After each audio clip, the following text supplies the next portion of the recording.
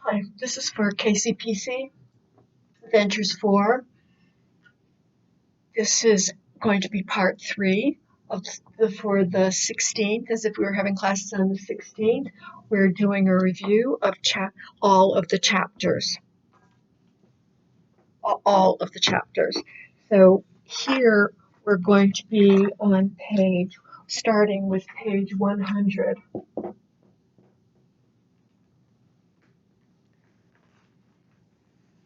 This book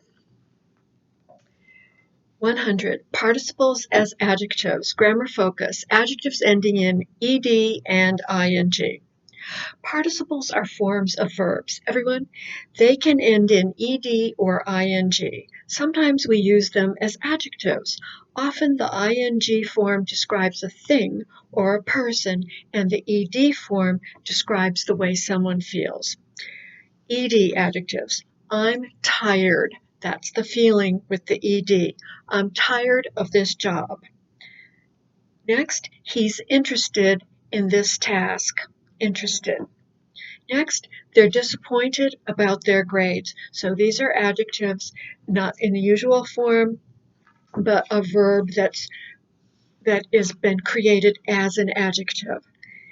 Here we have adjectives ending in ing. This is a tiring job, so it's a verb, but we've created into an adjective by adding ing. Next, this is an interesting task. Next, these are disappointing grades. Verbs changed by adding ing in order to make them act as adjectives. The last line, this job is tiring. This task is interesting. These grades are disappointing. Let's use them in the practice. Number 1, I heard that Juan and his friends went to a party after work. How was the party?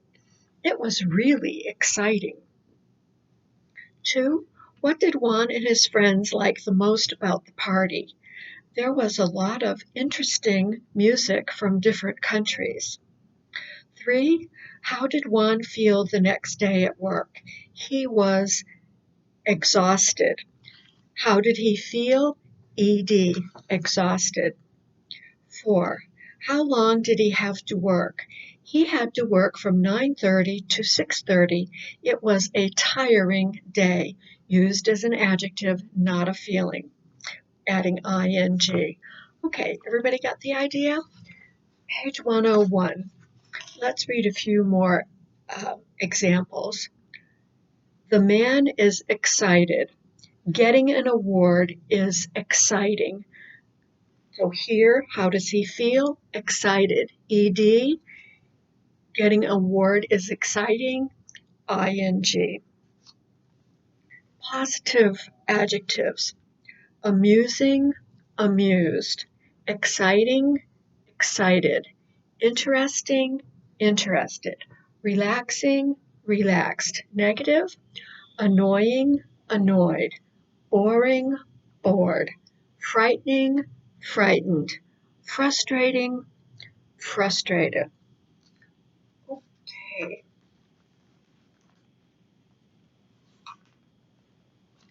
Let's go on to page 107.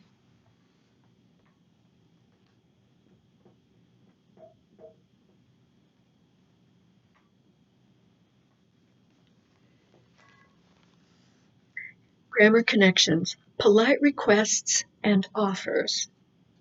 Polite requests ask someone to do something to help you.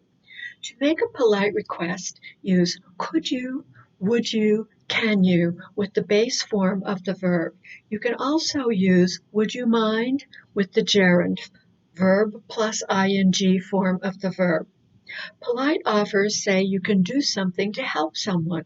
To make a polite offer, use could I, can I, may I, let me, why don't I with the base form of the verb.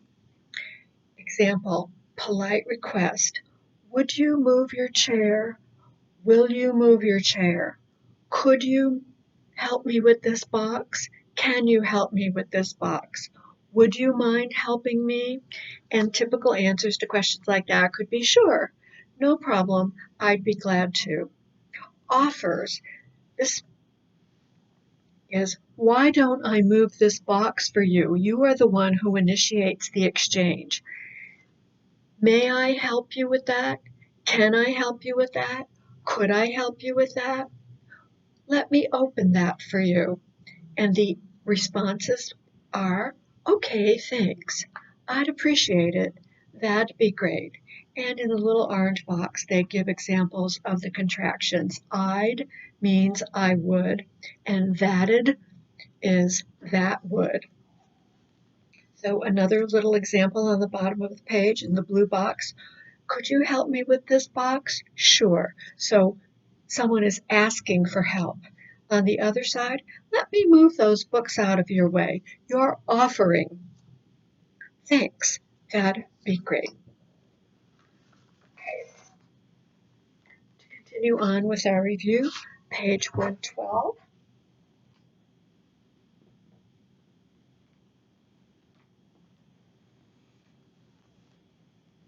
Conditionals. Grammar focus, present unreal. Use the present unreal conditional to talk about what would happen in an imaginary situation. And what does imaginary mean? Not real. Use if with verb in past tense in the clause that describes the imaginary situation. Use would with the base form of the verb that results that in the verb of the verb in the results clause. Examples. If everybody drove smaller cars, we would use less gasoline. So if is the imaginary, and then the rest would be what the result would be if that imaginary idea actually did happen. The other side, if she used energy efficient light bulbs, she would save electricity. What is it? If she used energy efficient light bulbs, she would save electricity. So flipping it around, we would use less gasoline if everybody drove smaller cars. And notice that it becomes at the end. The if clause is at the end. You do not need a comma, only if it's at the beginning. Next, she would save electricity if she used energy efficient light bulbs. Let's read a few of these sentences, please. Many people put their newspapers in the trash can. If everybody recycled newspapers, we would save millions of trees. Next, Noah never takes his car in for a tune-up. Noah's car would use less gas if he tuned up his car regularly. One more. Mr. Brown drives his own car to his job downtown. Mr. Brown would save money on gas if he carpooled to work. On the other side, on page 113, the purple box, please.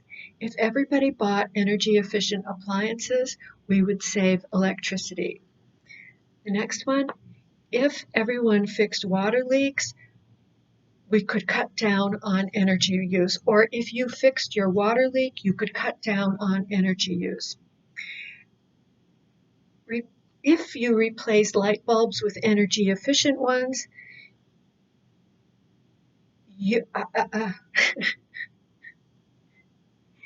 okay, so I'm not matching. I'm just reading across, which is incorrect. Okay, so if everyone replaced light bulbs with more energy efficient ones, we would save electricity.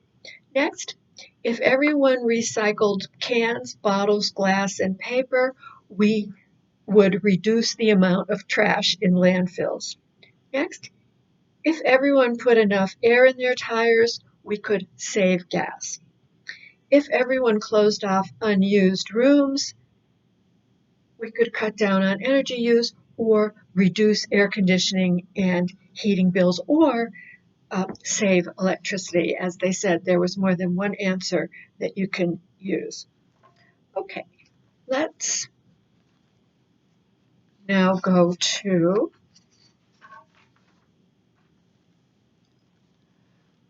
unit, page 121.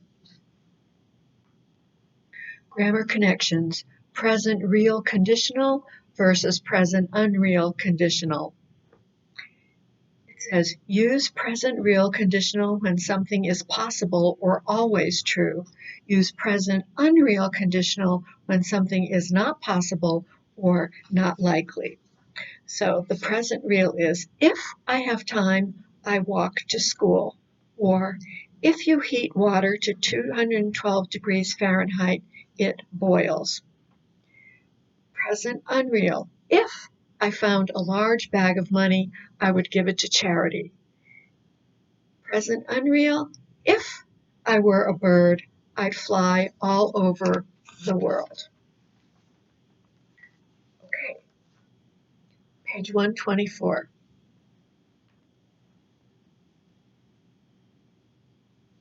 Conditionals. Grammar focus, future real and future unreal. Everyone, use the future real conditional to talk about a result that will likely happen if a certain condition is true. Use the future unreal conditional to talk about a future result that is unlikely to happen because the condition is not true or possible at this time. If it's possible, you would say, if I go to the wedding, I will wear my new shoes. This is possible. Next one, if Jane isn't working on Saturday, she will go to the wedding. Possible. Not possible. If I went to the wedding, I would wear my new shoes, but I'm not going. So I would, not will. I would wear my new shoes. Next, if Jane weren't working on Saturday, she would go to the wedding, but Jane will be working on Saturday, so she is not going to go to the wedding. Let's read a few examples. The Patels are from India, but they live in the United States now. They are planning a wedding for their daughter, Parveen. If they lived in India, the groom's family would pay for the wedding, but they don't live in India, so they're not going to do that, right? Next, the wedding will be in the United States. If the Patels had the wedding in India, the wedding reception would last 3 days. Here it will last for 1 day. One more. The Patels don't have a lot of money. If they were rich, they would invite 300 people. Instead, they will invite about 150. Let's go to page 125. Blue box. If Victor stays home on New Year's Eve, he will have a party with his friends. But if he traveled to Florida, he would spend New Year's Eve near the beach. But he's not going to travel to Florida, right? So he is not going to spend New Year's Eve on the beach. 126.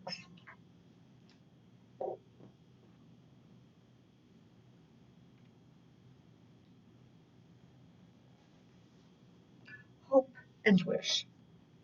Possible and impossible. Use hope to talk about something you want that is possible in the present or in the future. Use wish to talk about situations that are not possible in the present or the future. Possible situation. Samira hopes her cousin will come to her wedding. Samira hopes her cousin comes to her wedding. Nick and Mia hope they can go to the party. So this means these things are possible. Situations where they are not possible.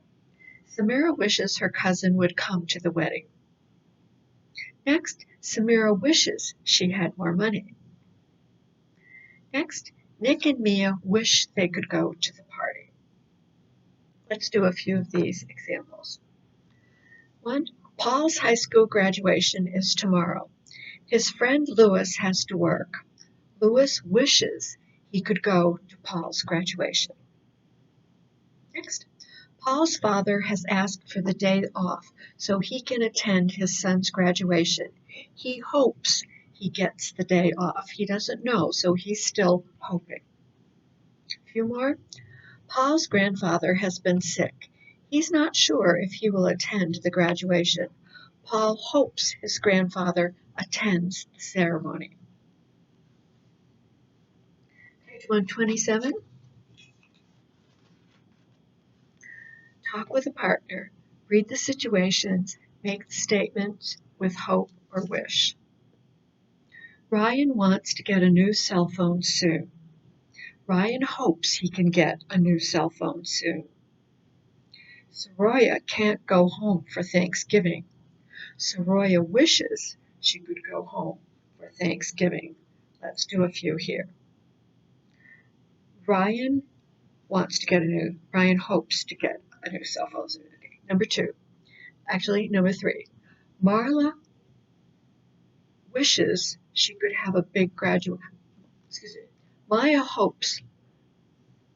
Maya wants to have a big graduation party, but her apartment is too small. So Maya wishes she could have a big graduation party, but it's not possible because her apartment is too small. Next, Avi is trying to get a plane reservation so he can attend his cousin's wedding in Las Vegas. What is it going to be? Hopes, because it's possible. Avi hopes to get a plane reservation so he can attend his cousin's wedding in Las Vegas. One more. Maria wants to go to Spain, but she can't afford it. Is it possible? No. So we're going to use wishes. Maria wishes to go to Spain, but she can't afford it. At the bottom of the page is a little dark blue box with useful language. Everyone? Expressing hope is a common way of ending a conversation. I hope you feel better soon. I hope you have a good time. It's a kind thing to say, and it's a lovely thing to say. Let's read the example. I don't have Mother's Day off. I wish I could have the day off to be with my children. I hope you get the day off next year. I hope your children will do something special for you. Page 128. Let's read what's in the box with the red line around it. Everyone, punctuation can be a clue to meaning. For example, parentheses, commas, and dashes are all used to mark definitions, examples, or explanations. Find 2 examples in the reading where dashes or commas help define key words. So let's skim the article and find parentheses. The first one, quinceanera, parentheses. It's an explanation. It symbolizes a girl's transition into adulthood. Any other parentheses? No, I don't find any either. Okay, dashes. Actually, there's a dash right before quinceanera, before and after, so they've used a dash and parentheses. Anywhere else?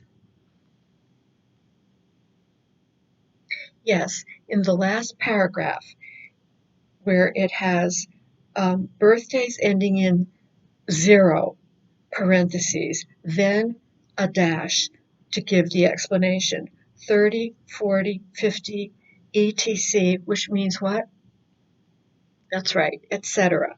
Then the dash, which completes the information that they're talking about, are especially meaningful. Okay, so let's go to page 130 and quickly find parentheses that explain something. That's right, new day. New day is both in parentheses and quotation marks because it explains the meaning of the word Nowruz. Okay, that's it for now. Thank you.